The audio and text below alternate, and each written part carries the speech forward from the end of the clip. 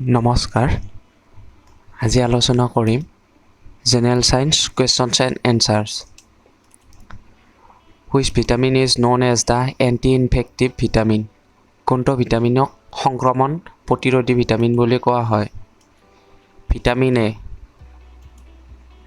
the acid stored in batteries is বেটাৰীত সঞ্চিত এচিডটো হৈছে sulphuric acid which is the pigment giving yellow color to milk গাখীৰক হালধীয়া ৰং দিয়া ৰঞ্জক কোনটো carotene unpolished rice is a rich source of which vitamin unpolished চাউল কোনটো ভিটামিনৰ এক সমৃদ্ধ উৎস থিয়ামাইন ভিটামিন B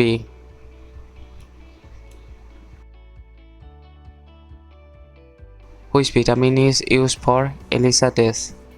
ELISA পৰীক্ষাৰ বাবে কোনটো ভিটামিন ব্যৱহাৰ কৰা হয় vitamin B7 বায়োটিন which vitamin contains cobalt কোনটো ভিটামিনত কোবাল্ট থাকে vitamin B12 which vitamin helps to heal wound কোনটো ভিটামিনে আঘাত নিৰাময় কৰাত সহায় কৰে vitamin C which vitamin helps in blood clotting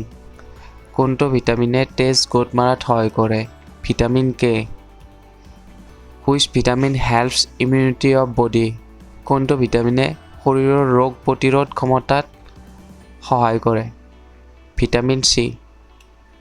bacteria do not need sunlight to grow because bacteria বৃদ্ধিৰ বাবে সূৰ্যৰ পোহৰৰ প্ৰয়োজন নাই কিয়নো they prepare their food without the help of sunlight তেওঁলোকে সূৰ্যৰ পোহৰৰ সহায় অবিহনে তেওঁলোকৰ খাদ্য প্ৰস্তুত কৰে ধন্যবাদ